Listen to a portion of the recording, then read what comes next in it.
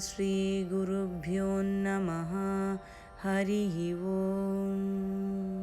चाम्बेयगौरार्धशरीरकायै कर्पूरगौरार्धशरीरकाय दम्मिल्लकायै च जटाधराय नमः शिवायै च नमः शिवाय।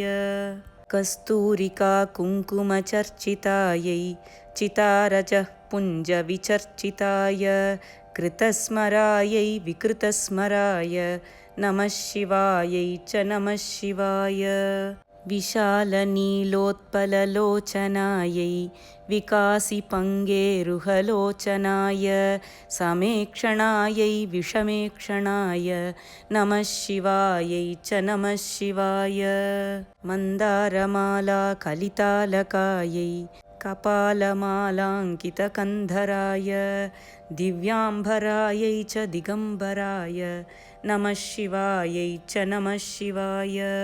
प्रपञ्चसृष्ट्युन्मुखलास्यकायै समस्तसंहारकताण्डवाय जगज्जनन्यै जगतेकपित्रे नमः शिवायै च नमः शिवाय. எல்லாருக்கும் நமஸ்காரம்.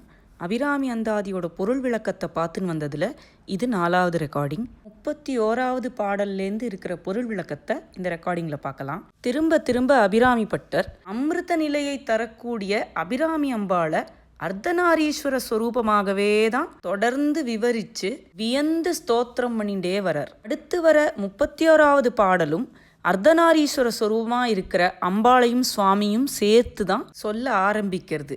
அதனால ஆதிசங்கர பகவத்பாதாளால சொல்லப்பட்டது அப்படின்னு சொல்லப்படுற அர்த்தநாரீஸ்வர ஸ்தோத்திரத்திலேருந்து ஒரு சில ஸ்லோகங்களை இந்த ரெக்கார்டிங்கோட ஆரம்பத்தில் நான் சொன்னேன். எப்படி ஒன்றா இருக்கிற பரம்பொருள் வஸ்து எதிரும் புதிருமா இருக்கக்கூடிய 2 ரூபங்களுடைய கலவையாக தெரியுது அப்படின்னு வியக்கிறது இந்த ஸ்லோகம். அழகாக அலங்கரிக்கப்பட்டு எடுத்து முடிந்த ஒரு பக்கத்து கூந்தலும் இன்னொரு பக்கத்தில் காடு மாதிரி இழுத்து கட்டப்பட்ட ஜடாமுடியும் வாசனை திரவியங்களாலேயும் குங்குமத்தாலையும் அலங்கரிக்கப்பட்ட ஒரு பக்கமும் சுடுகாட்டு சாம்பலால் பூசப்பட்ட இன்னொரு பக்கமும் அழகான பொன்மணிகளால் அலங்கரிக்கப்பட்ட ஒரு பக்கமும் பாம்பை ஆபரணமா அணிந்த இன்னொரு பக்கமும் மந்தார மாலையையும் திவ்ய ஆபரணங்களையும் மணிகளையும் பட்டு வஸ்திரத்தையும் தரித்த ஒரு பக்கமும் அபால மாலை தரித்த அவதூதரா இருக்கக்கூடிய திகம்பரரான, அதாவது அபிராமி பட்டர் சொல்ற மாதிரி 8 திக்கே அணியும் திருவுடையான், திக்குகள் தான் அவருடைய ஆடை. அப்படி திகம்பரரா இருக்கிற ஒரு பக்கமும் பிரபஞ்ச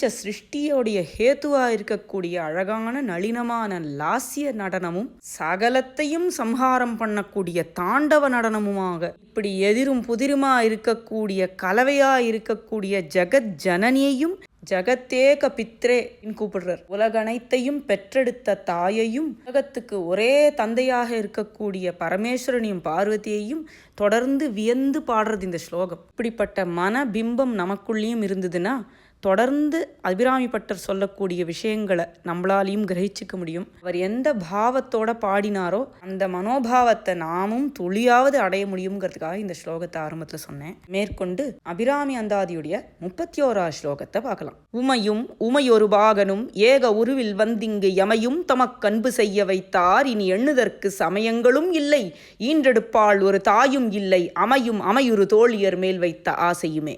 யமையும் தமக்கு அன்பு செய்ய வைத்தார். மறுபடியும் பட்டரோட வினயம். உண்மை பக்தி இருக்கிறவாளுக்கு தான் வினயம் இருக்கும். பட்டர் சொல்றார், உமாதேவியும் அந்த உமாதேவியை ஒரு பாகத்தில் உடைய எங்கள் சிவபிரானும் சேர்ந்து ஒரே உருவமாக அர்த்தநாரீஸ்வரராக எழுந்தருளி வந்து என்ன தடுத்தாட்கொண்டா, என்னன்னு சொல்லல, என்னையும் தடுத்தாட்கொண்டுட்டா. இந்த விதமான ஸ்ரத்தா பக்தியும் வேண்டிய தவமும் இல்லாத என்ன கூட தடுத்தாட்கொண்டுட்டாளே அப்படின்னு ஒரு அதிசயம். என்னை ஆட்கொண்டு பக்தி செய்ய வைத்தார்னு சொல்லல, எமையும் தமக்கு அன்பு செய்ய வைத்தார். சதா ஆர்த்த பக்தாளாவே இருக்கிற நமக்கு பக்திங்கிறது என்னங்கிறதெல்லாம் லேசாக இந்த ஸ்லோகங்கள்லேருந்து தெரிஞ்சுக்கலாம். இந்த பரம்பொருள் வஸ்து மேலே வைக்கக்கூடிய அளவில்லாத அன்பே பக்தி. இப்படிப்பட்ட அன்பு எனக்கு தானா வந்துடலை, என்ன அந்த அர்த்தநாரீஸ்வர ஸ்வரூபமே வந்து அனுகிரகம் பண்ணி பக்தி பண்ண வச்சிருக்கு. அடைய வேண்டியதெல்லாம் நான் அடைஞ்சாச்சு, இனிமே எனக்கு கவலையே இல்லை. இந்த சமயத்தை அடைந்தா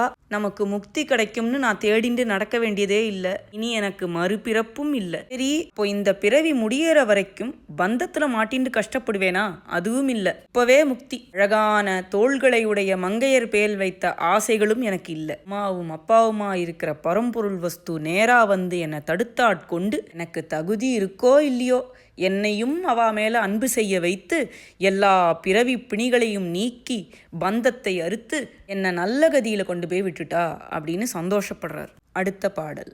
ஆசை கடலில் அகப்பட்டு அருளற்ற அந்தகன் கை பாசத்தில் அல்லல் பட இருந்தேனை நின் பாதம் எனும் வாசக்கமலம் தலைமேல் வலியவை தாண்டு கொண்ட நேசத்தை என் சொல்லுவேன் ஈசர் பாகத்து நேரிழையே. கரை காண முடியாத, மாட்டிண்டா தப்பிக்க முடியாத பெரிய கடல் மாதிரி ஆசை. மண் பெண் பொன் ஆசைகள்லாம் சொல்றாளே, ஏதாவது ஒரு ஆசைன்னு இல்லை, எல்லாத்து மேலேயும் ஆசை. ஒன்று சாட்டிஸ்ஃபை ஆச்சுன்னா அடுத்தது கிளம்புறது, திருப்பியும் இதுவும் திரும்பி கிளம்பிடுறது. இப்படி அதுல மாட்டிண்டு துளி கூட இரக்கமில்லாத யமனுடைய கை பாசத்துல மாட்டிண்டு திரும்ப திரும்ப பிறப்பு இறப்புங்கிற சுழல்ல அவஸ்தப்பட இருந்த என்ன உன்னுடைய அழகான வாசமுள்ள தாமரைப்பூ மாதிரி இருக்கக்கூடிய திருவடியை வலிய என் தலைமேல வைத்து ஆண்டு கொண்டுட்டியே.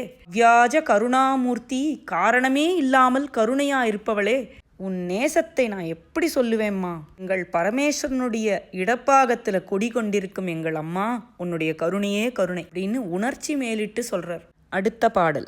இழைக்கும் வினை வழியே அடும் காலனனை நடுங்க அழைக்கும் பொழுது வந்து அஞ்சல் என்பாய் அத்தர் சித்தமெல்லாம் குழைக்கும் களப குவிமுலையாமலை கோமலையே உழைக்கும் பொழுது உன்னையே அன்னையே என்பன் ஓடி வந்தே. இந்த பாடலோட பொருள் விளக்கத்துக்குள்ள போறதுக்கு முன்னாடி இவ்வளவு அழகான பாடல்களை கொடுத்த பட்டரோட சொல்லாட்சியையும் சுவாமி மேல அவருக்கு இருக்கிற சுவாதீனத்தையும் நம்ம உள்ளத்தை கூட தொடக்கூடிய பட்டரோட பக்தி ஸ்ரத்தையையும் இதில் கொஞ்சம் நிறுத்தி அனுபவிச்சுட்டு அதுக்கு மேலே போகலான்னு எனக்கு தோணித்து. இப்படி படித்து அனுபவிக்கிறதுனால நம்ம மனசுலையும் துளி பக்தி துளிர்க்குமானா அபிராமி சமயம் நன்றே. அபிராமி அந்தாதி ஓரளவுக்கு எல்லாருக்குமே தெரிஞ்சிருக்கும். புதுசாக கேட்குறவாளுக்கும் வரைக்கும் கேட்டதில் பட்டருடைய லோகாதீதமான இந்த உலகத்தை தாண்டி இருக்கக்கூடிய ஒரு சக்தியோட பிடியில் இருந்துட்டு பட்டர் இதையெல்லாம் சொன்னார்னு நம்ம புரிஞ்சுக்கிறோம். இல்லை, அம்பாளை பற்றி பல விதமாக வர்ணிச்சுட்டே வரார். உணர்வுடையோர் மதிக்கின்ற மாணிக்கம் மாதுளம்போது மலர்கமலை துதிக்கின்ற மின்கொடி மென்கடி குங்குமதோயம் என்ன விதிக்கின்ற மேனி அபிராமி. இப்படி ஒரு ஸ்லோகத்திலையும் இவ்வளவு அழகா இருக்கியேம்மா, உன் பெருமைகள் என்னேன்னு வியந்து பாடிண்டே வர பட்டருடைய ஹிருதயத்துக்குள்ளேருந்து பரமேஸ்வரனை பற்றி சுவாமியை பற்றி வரக்கூடிய வார்த்தைகள் எல்லாம் அவ்வளவு மதுரமா ஒரு உரிமையோடு அனுபவிச்சு பாடினதா இருக்கு. தாரமர் கொன்றையும் சண்பக மாலையும் சாத்தும் தில்லை ஊரர் கொன்றைவார் சடைமேல் பனிதரும் திங்களும் பாம்பும் பகீரதியும் படைத்த புனிதர் எந்தை தவள நிறகானம் தம் ஆடரங்கம் எம்பிரான் ரதிபதி சயமானது அபசயமாக முன் பார்த்தவர் வவ்விய பாகத்து இறைவர்னு ஒரு பாட்டிலையும் பாதிக்கு மேல சுவாமியை பத்தி தான் பாடிண்டே வர்றார். நின் கேழ்வர் தாவு கங்கை பொங்கு அலைத்தங்கும் புரிசடையோன் சொல்லும் பொருளும் என நடமாடும் துணைவர் சக்தி தழைக்கும் சிவம் உமையொரு பாகன் இப்படி சொல்லிண்டே வர்றார். என்னதான் அம்பாளை முன்னிறுத்தி பாடுறதா இருந்தாலும் சுவாமி மேல அவருக்கு இருக்கிற அளவு கடந்த அன்பையும் பெருமையையும் வாஞ்சையையும் பார்க்கும்போது இது ஒரு சைவ திருநூல்னே சொல்லிவிடலாம். இன்னும் ஒரு எக்ஸ்பிரஸ் ட்ரெயின் மாதிரி எல்லா பொருளையும் பார்த்துட்டே போகிறத விட இப்படி இதில் இருக்கிற சின்ன சின்ன அழகுகளை பார்த்தா நமக்குள்ளேயும் பக்தி பெருகுங்கிறதுக்காக இதை சொன்னேன். சொல்லணும் தோன்றதுக்கு முக்கிய காரணம் என்னன்னா, இந்த பாட்டில் ரொம்ப அழகாக அப்பா அப்படின்னு சொல்கிறார். அம்பாளை அட்ரஸ் பண்ணி பாடுறதுக்கு அத்தர் சித்தமெல்லாம் குழைக்கும் களப குவிமுலையாமலை கோமலையே. அத்தர்னா அப்பா, எங்களுடைய அப்பாவுடைய சித்தத்தை எல்லாம் குழைக்கும்படி அழகாக சந்தனம் பூசிய குவிந்த மார்பை உடைய மெல்லியலாகிய யாமலையே. இப்படியெல்லாம் கூப்பிடும்போது என்ன ரிக்வெஸ்ட் வைக்கிறார்? இழைக்கும் வினை வழியே அடும் காலனை நடுங்க அழைக்கும் பொழுது வந்து அஞ்சல் என்பாய். ஏதாவது கர்மா பண்ணாமல் இருக்க முடியுமா? நம்ம எல்லாருமே ஜடபரதர் மாதிரி வாழ்ந்துட முடியுமா? நிச்சயமாக ஏதாவது ஒரு கர்மா இருந்துட்டே தான் இருக்கும். அது மூலியமாக நமக்கு யமன் வருவான். கடலில் இருக்கிற அலை கூட ஓஞ்சிடும், ஆனால் நம்ம கர்மா ஓயாதுன்னு சொல்கிறா. இப்படி நான் செய்யக்கூடிய வினைகள் வழியாகவே எனக்கு அடும் காலன் என்னை நடுங்க என்னை பயமுறுத்துறா மாதிரி வந்து கூப்பிடுவார். நமக்கு காலன் வரும்போது பயப்படாமல் சுவாமியவே தியானம் பண்ணினா நம்ம சுவாமியை அடையலாம்னு மகாபிரிவா சொன்னதை நம்ம கொஞ்சம் நாள் முன்னாடி பார்த்தோம். ஆனால் இருக்கிற மரண பயத்தில் சுவாமியை பற்றின எண்ணம் துளியாது வருமாங்கிறது சந்தேகம்தான். ஒன்றும் இல்லைன்னா கூட நாம் இழைக்கும் வினைகளே நம்மளை சுவாமியை நினைக்க விடாது. அப்போ இதுக்கு என்ன தீர்வு? அம்பாள் தான் தீர்வு. அவள் நினச்சாதான் முடியும். அந்த மாதிரி சமயத்தில் நீ வந்து கையில் அபயம் காமிச்சு அஞ்சல் பயப்படாத நான் இருக்கேன் அப்படின்னு நீ சொல்லணும். இப்படி ஊழ்வினையால் நான் உழலும் பொழுது உன்னையே அன்னையே அப்படின்னு வந்து சரணம் அடைவேன், நீ எனக்கு அபயம் கொடுத்து காப்பாத்து அப்படின்னு பட்டர் இதில் சொல்கிறார். இப்போதே சொல்லி வைத்தேன் அரங்கமா நகருளானேன்னு ஆழ்வார் சொன்னதை தான் இங்கே அபிராமி பட்டரும் ஒரு கோரிக்கையாக அம்பாள் கிட்ட முன்வைக்கிறார். அடுத்த பாடல். வந்தே சரணம் புகும் அடியார்க்கு வானுலகம் தந்தே பரிவோடு தான் போய் இருக்கும் சதுர்முகமும் பாய்ந்தே நலங்கள் பருமணி ஆகமும் பாகமும் பொன் சந்தேன் மலரும் மலர்கதிர் ஞாயிறும் திங்களுமே. இந்த பாடல் உரைகின்ற நின் திருக்கோயில் நின் கேழ்வர் ஒரு பக்கமோன்னு ஒரு பாடல் வந்ததே, அதில் ஒரே கேள்வியாக கேட்டாரே, நீ எங்கம்மா கோயில் கொண்டிருக்க, நீ உரையும் இடங்கள் எது எது அப்படின்னு கேள்வியாக அடிக்கின்றே வந்தாரே, அதுக்கு ஒரு பதிலாக இதை எடுத்துக்கலாம். இதுக்கு முன்னாடி பாடலுடைய தொடர்ச்சியாக முன்னாடி பாடலில் சொன்னார், உழைக்கும் பொழுது உன்னையே அன்னையே என்பன் ஓடி வந்தே, என் ஊழ்வினையால் நான் உழலும் பொழுது உன்னையே அம்மா அப்படின்னு ஓடி வந்து உன் திருவடியில் விழுந்து சரணம் அடைவேன், நீ அபயம் கொடுத்து காப்பாத்துன்னு முன்னாடி பாடலில் சொன்னார். இந்த பாடலில் சொல்கிறார், அப்படி வந்து சரணம் புகும் அடியார்களுக்கு அம்பாள் என்ன தரா?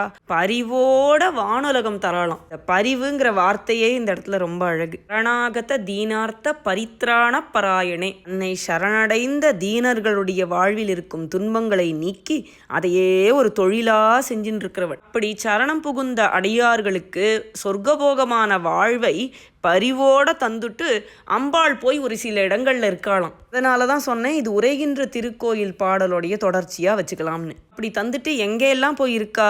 பிரம்மாவோட 4 முகத்திலையும் இருக்காளாம். அதுக்கப்புறம் வனமாலியாக இருக்கிற சுவாமி தன்னுடைய திருக்கழுத்தில் தேன் சொட்டும் மலர் மாலைகளையும் துளசி மாலையும் கௌஸ்துபமணி மாலையும் அணிஞ்சின்னு இருக்காரே, அவரோட திருமார்பில் இருக்காளாம். பரமேஸ்வரனுடைய வாமபாகத்தில் குடிகொண்டிருக்கா. தேன் சொரியும் பொற்றாமரையில் வீற்று இருக்கா. குண்டலினி யோகம்லாம் சொல்கிறாளே, அதில் சஹஸ்ராரம்னு சொல்லக்கூடிய 1000 இதழ் கொண்ட பொற்றாமரையில் அவள் தான் உட்கார்ந்துட்டு இருக்கா. சூரியன்லையும் சந்திரன்லையும் வெளிச்சமா அவதான் நிறைஞ்சிருக்கா. பானுமண்டல மத்தியஸ்தான்னு லலிதா சஹஸ்ரநாமம் கூட சொல்றது. இப்படி சூரியனையும் சந்திரனையும் டெய்லி பார்க்கும்போது அம்பாளோட நினைவு வந்தா நாம புண்ணியசாலிகள். இது மாத்திரம் இல்லாம ஆதி சங்கராச்சாரியா சொன்ன மாதிரி ஈர்தேவதேதி கருடத்வஜ சுந்தரீதி சாகம்பரீதி சசிசேகர வல்லபேதி சிருஷ்டி ஸ்திதி பிரளய கேளிஷு சம்ஸ்திதாயை தஸ்யை நமஸ் திரிபுவனைக குரோஸ்தருண்யே. அவளேதான் நான்முகனுடைய நாவல இருக்கிற சரஸ்வதி, அவளேதான் திருமாலின் திருமார்பில் இருக்கிற மகாலட்சுமி, அவளேதான் சிவபெருமானுடைய பாகம் கொண்ட பாகம் பிரியாளான உமாதேவி அப்படிங்கிறது தான் இந்த பாடல் திரும்பவும் வலியுறுத்துறது. அடுத்த பாடல். திங்கட்பகவின் மனம் நாரும் சீரடி சென்னி வைக்க எங்கட்கொருதவம் எய்தியவா எண்ணறந்த விண்ணோர்தங்கட்கும் இந்த தவம் எய்துமோ தரங்கக் கடலுள் வெங்கட்பணி அணைமேல் துயில் கூறும் விழுப்பொருளே. இப்போ வர எல்லா புஸ்தகத்திலையும் இந்த பாட்டை வந்து திங்கள் பசுவின் மனம் நாரும் சீரடி சென்னி வைக்க அப்படின்னு தான் எழுதியிருக்கு. ஒரு பழைய புஸ்தகத்தில் திங்கட்பகவின்னு இருக்குது, அதை தான் நான் எடுத்துட்டு இருக்கேன். திங்கட்பகவு அப்படின்னா சந்திரனுடைய ஒரு கீற்று அப்படின்னு அர்த்தம். சந்திரன்லேருந்து அமிர்தம் சுரக்கிறதுன்னு வேற சொல்கிறா. அப்படிப்பட்ட அமிர்தம் சுரக்கும் சந்திரனுடைய கீற்று மனம் நாரும் சீரடி. அந்த சந்திரனுடைய கீற்று எப்பவும் இவளுடைய திருவடியில் இருக்கிறதுனால அதனுடைய மனம் இவளுடைய திருவடியில் வாசனையாக வீசுறதான். ஏன் இவளுடைய திருவடியில் சந்திரன் இருக்கணும்? ஏற்கனவே சொன்னார், சரணாரவிந்தம் எம்பிரான் முடி கண்ணியதே, இவளுடைய திருவடி எங்க அப்பாவுடைய தலையில இருக்குன்னு சொன்னார். அமிர்தம் சுரக்கும் சந்திரனை பிறையாக தன்னுடைய ஜடாமுடியில் தரித்த பரமேஸ்வரனுடைய முடியிலே தன்னுடைய காலை வச்சுட்டே இருக்கிறதுனால அந்த சந்திரனுடைய வாசனை இவளோட காலில் வீசுறதான். இப்போ எவ்வளவு சிறப்பு வாய்ந்த திருவடி!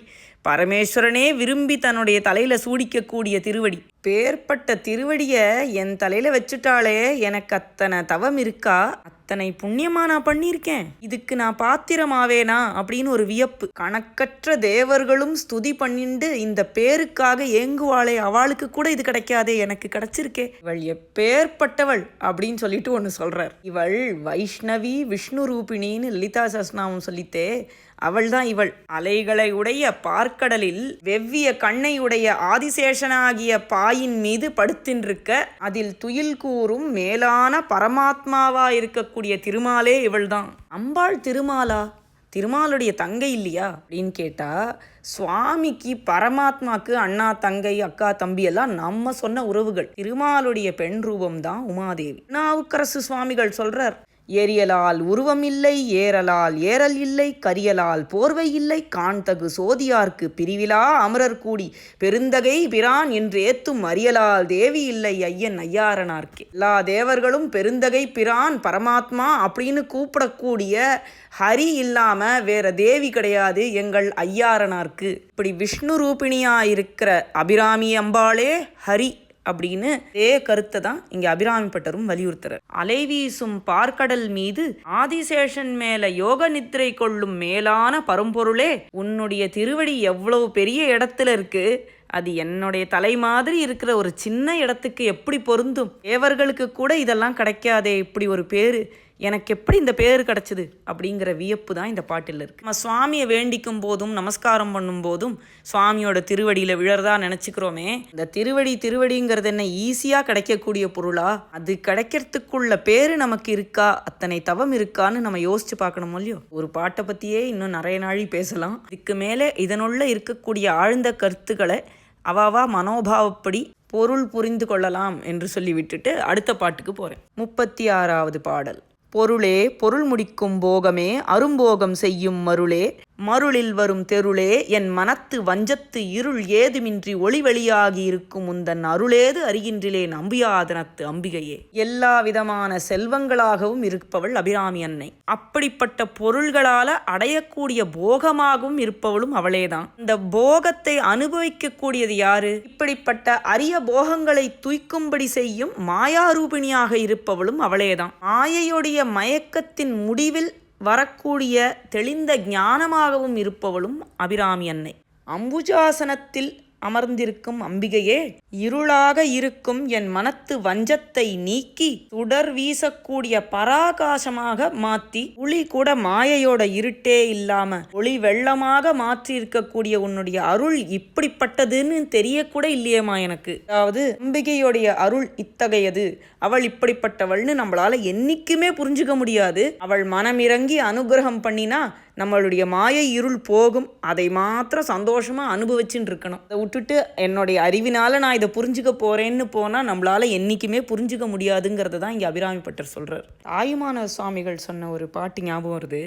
அருளாலே எவையும் பாரென்றான், அத்தை அறியாதே சுட்டி என் அறிவாலே பார்த்தேன், இருளான பொருள் கண்டதல்லால் கண்ட என்னையும் கண்டிலேன் என்னடி தோழி, சங்கர சங்கர சம்போ சிவ சங்கர சங்கர சங்கர சம்போ.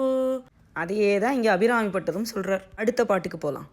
கைக்கே அணிவது கண்ணலும் பூவும், கமலமன்ன மெய்க்கே அணிவது வெண்முத்து மாலை, விட அரவின் பைக்கே அணிவது பன்மணிக்கோவையும், பட்டும் 8 திக்கே அணியும் திருவுடையானிடம் சேர்பவளே. இந்த மாதிரி ஒரு சில பாட்டுகள் அபிராமி அந்தாதியில் தியானத்துக்கு உகந்தது. அவள் எப்படி இருக்காங்கிறத மாத்திரம் விவரிப்பர். அவருடைய அகக்கண்ணில் இப்படியெல்லாம் தெரியற அம்பாள். நாம் சொல்கிறதுக்கு முன்னாடி சிந்தூர் ஆருண விக்கிரகாம் திருநயனாம் மாணிக்க மௌலீஸ்வரது, அதை எப்படியெல்லாம் அம்பாள் இருக்கான்னு சொல்லி தியானம் பண்ணிட்டு தானே நம்ம லலிதா சஹஸ்ரநாமம் சொல்கிறோம். இவ எப்படி இருக்கா அப்படின்னு அம்பாளை பற்றி சொல்கிறார். 8 திக்கே அணியும் திருவுடையானாகிய எங்கள் பரமேஸ்வரனை சேர்பவளாகிய அவனுடைய இடபாகத்தை ஆண்டு கொண்டிருக்கும் அபிராமி அன்னையே, 8 திக்கே அணியும் திருவுடையான் அப்படின்னு சொன்னால் 8 திசைகளையே தன்னுடைய ஆடைகளாக கொண்டவர். திக் அம்பரர், அதாவது சிவம் என்பது நிர்மலமானது, அது எந்த மாயை கலப்பும் இல்லாதது. அவருடைய வாமபாகத்தில் சேர்ந்து பொருந்தி இருப்பவள் அம்பாள். அப்போ தியானம் பண்ணும்போது அம்பாளை மாத்திரம் தியானம் பண்ணலை, சுவாமியோட சேர்த்து தான் பண்ணுறார். அதுக்கு எப்போவுமே அர்த்தநாரீஸ்வர ஸ்வரூபம் தான். எல்லா நாயன்மார்களும் அப்படி தான் பாடியிருக்கா. ஆதர் பிறை கண்ணியானை மலையான் மகளோடும் பாடி போதோடு நீர் சுமந்தேத்தி புகுவார் அவர் பின் புகுவேன் யாதுஞ்சுவடுபடாமல் ஐயார் அடைகின்ற போது காதர் மடப்பிடியோடு களிறு வருவன கண்டேன் கண்டேன் அவர் திருப்பாதம் கண்டறியாதன கண்டேன். இப்படியே திருப்பி திருப்பி அம்மையப்பராவே பார்த்துட்டே வருவர். காதர் மடப்பிடியோடு களிறு வந்தது, கோழி பேடையோடும் கூடி குளிர்ந்து வந்தது, வரிக்குயில் பேடையோடு ஆடி வைகை வருவன கண்டேன் அப்படின்லாம் ஜோடி ஜோடியா வரது எங்க அம்மா அப்பா வரா மாதிரி இருக்கு அப்படின்னு எல்லா உயிரினத்திலையும் இருக்கிற ஆண் பெண் ஜோடிய அம்மையப்பரா பார்த்தார் திருநாவுக்கரசு சுவாமிகள். அபிராமி பட்டரும் அம்பாளை தியானம் பண்ணும்போது அம்மையப்பரா தியானம் பண்றார். கையில் என்ன வச்சுட்டு இருக்கா? கைக்கே அணிவது கண்ணலும் பூவும். பரமேஸ்வரன் மன்மதனை நெற்றிக்கண்ணால எரிச்ச உடனே அவன் கீழே போட்டுட்டு போன கரும்பு வில்லையும் மலர் அம்புகளையும் அம்பாள் எடுத்து வச்சுட்டா. அதான் இப்ப கையில வச்சுட்டு இருக்கா. செந்தாமரை மாதிரி நிறமுடைய திருமேனியில் அடிவது வெண்முத்து மாலை. கொடிய விஷமுள்ள பாம்பொடிய படம் எப்படி குவிஞ்சு ஆரம்பிச்சு அப்படியே வளைந்து வருமோ அந்த மாதிரி அழகான இடுப்பு அவளுடையது. அப்படிப்பட்ட அழகான இடுப்பில் பல மணி கோவைகளால் செய்த மேகலையும் பட்டு வஸ்திரத்தையும் அணிஞ்சின்றிருக்கா. இப்படிப்பட்ட அழகான அம்பாள் 8 திக்கே அணியும் திருவடையானோடைய சேர்ந்துருக்கா. அப்படியே அந்த அர்த்தநாரீஸ்வர ஸ்லோகத்தில் வர மாதிரியே இருக்கு. மந்தாரமாலா கலிதாலகாயை கல்பாலமாலாங்கித கந்தராய திவ்யாம்பராயை ச திகம்பராய நமசிவாயை ச நமசிவாய. சுவாமியுடைய இடம்பாகத்தை விட்டு விலகாத அழகான அணிமணிகளால் அலங்கரிக்கப்பட்ட அம்பாளுடைய திருமேனியை இப்படி தியானம் பண்ணுறார் அபிராமி பட்டர். அடுத்த பாடல். பவளக்கொடியில் பழுத்த செவ்வாயும் பனிமுறுவல் தவளத் திருநகையும் துணையாயங்கள் சங்கரனை துவள பொருது துடியிடை சாய்க்கும் துணை முலையாள் அவளை பணிமின் கண்டீர் அமராவதி ஆளுகைக்கே. அர்த்தார்த்திகளாக இருக்கும் நம்மை போன்ற மனிதர்களை பார்த்து அபிராமி பட்டர் இப்படி சொல்கிறார்.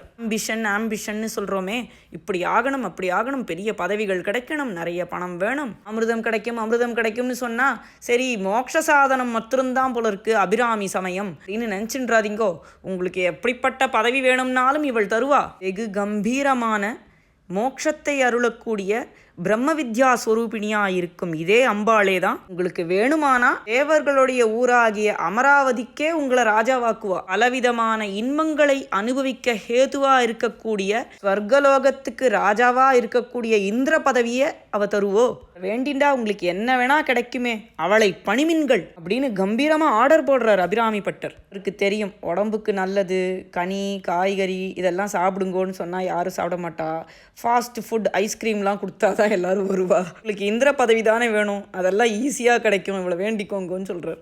அப்படியே உள்ள வந்தேன்னா மாயையெல்லாம் நீக்கி விட்டுடுவா. இதை சொல்கிறதையே மறுபடியும் அவளை தியானம் பண்ணுறதுக்குள்ள மனபிம்பத்தை ஏற்படுத்துறார். பவளக்கொடியில் பழுத்த செவ்வாய். பவளக்கொடியில் பழுத்த கனி மாதிரி இருக்கக்கூடிய சிவந்த இதழ்களையும் அதில் பனி மாதிரி வெள்ளை வளேர்னு இருக்கக்கூடிய திருநகையும் இவரை காதல் கொள்ள முயற்சி செய்த மன்மதனை நெற்றிக்கண்ணால எரிச்ச எங்கள் பரமேஸ்வரனை தன்னுடைய திவ்ய ரூபத்தினால பொருது அவரோட ஒரு பாகத்தை பறித்து குடிபுகுந்து அவர் சித்தத்தை குழைய வைக்கும் துடியிடை சாய்க்கும் துணை முலையாளாகிய எங்கள் அம்பாள் உங்களுக்கு வேண்டிய பதவியெல்லாம் தருவா, அவளை பணிமின்கள் அப்படின்னு கம்பீரமா ஆர்டர் போடுறார். அடுத்த பாடல். ஆளுகை குந்தன் அடித்தாமரைகள் உண்டு அந்தகன் பால் மீளுகை குந்தன் விழியின் கடை உண்டு மேலிவற்றின் மூலிகைக்கு என் குறை நின் குறையே அன்று முப்புறங்கள் மாளுகைக்கு அம்பு தொடுத்த வில்லான் பங்கில் வாணுதலே. இந்த பாட்டு ஒரு தியாகராஜ சுவாமியோட பாட்டை ஞாபகப்படுத்துறது. அழகான காப்பி ராகத்துல மீவல்ல குணதோஷமேமி ஸ்ரீராமா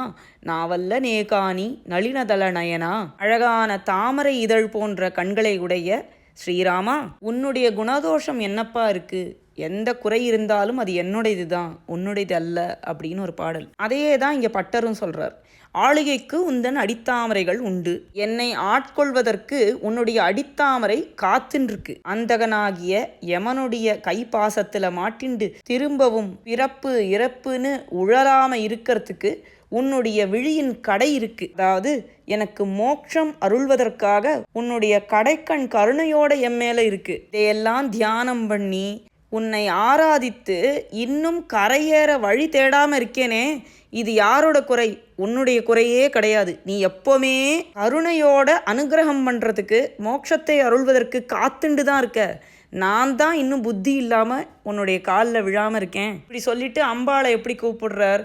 அன்று முப்புறங்கள் மாளிகைக்கு அம்பு தொடுத்த வில்லான் பங்கில் வாணுதலே. அன்றொரு நாள் முப்புறங்கள் மாளிகைக்கு, அதை அழிவதற்கு மேருமலையாகிய வில்லில் திருமாலையே ஒரு அம்பாக்கி தொடுத்தாரே எங்கள் சுவாமி, அவருடைய இடப்பக்கத்தில் எழுந்தருளி இருக்கும் பொருந்திய நெற்றியை உடைய தேவி, நீ அனுகிரகம் பண்றதுக்கு ரெடியா தான் இருக்க. அப்படியும் எனக்கு இன்னும் மோட்சம் கிடைக்கலனா அது என்னுடைய குறைதான், உன் குறை எதுவுமே இல்லை. இப்படி நித்திய சித்தமா நமக்கு அனுகிரகிக்க காத்துன்னு இருக்க அம்பாளை வேண்டிக்கோங்கோன்னு அபிராமிப்பட்டர் இங்கே நம்ம கிட்ட சொல்றார். அடுத்த பாடல். வானுதற் கண்ணியை விண்ணவர் யாவரும் வந்திரைஞ்சி பேணுதற்கெண்ணிய எம்பெருமாட்டியை பேதை நெஞ்சில் காணுதற் கண்ணியள் அல்லாத கன்னியை காணுமன்பு பூணுதற்கெண்ணிய எண்ணமன்றோ முன்செய் புண்ணியமே. இதுக்கு முன்னாடி பாட்டில் எப்போவுமே அனுகிரகிக்க காத்துண்டு நித்திய சித்தமாக இருக்கிற அம்பாளை வேண்டிண்டு மோட்சத்தை அடைய முயற்சி பண்ணாதது என்னுடைய தப்பு தான் சொன்னாரே, அப்படி மோட்சத்தை அடையணும், இந்த அம்பாளை வேண்டிக்கணும்னு நினைக்கிற எண்ணம் இருக்கே, அதுவே பல புண்ணியங்கள் செஞ்சாதான் வரும் அப்படிங்கிறது தான் இந்த பாடலோட கருத்து. ஒளி பொருந்திய நெற்றியையும் அழகான திருவிழிகளையும் விண்ணவர் யாவரும், அதாவது தேவர்கள் எல்லாரும் வந்து இறைஞ்சி அம்பா அப்படின்னு வேண்டிக்கக்கூடிய எங்கள் பெருமாட்டியை ஞானமில்லாத பேதையாகிய அறியாமையினால் மூடிய நெஞ்சை உடைய ஞானமில்லாதோர்க்கு பார்க்க கிட்டத்தில் இல்லாத கன்னி, அதாவது அவளுடைய பார்வைக்குள்ளேயே அவள் வரமாட்டாளாம். மேலான தவத்தினாலேயும் ஞானத்தினாலேயுமே அவளை அடைய முடியும்.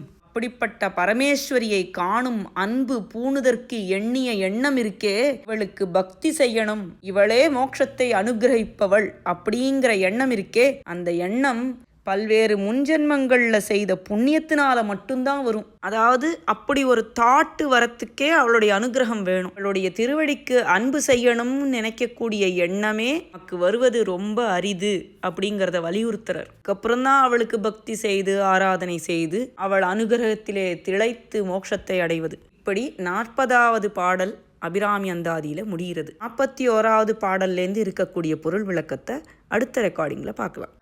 ஓம் ஸ்ரீ மாத்ரே நமஹ.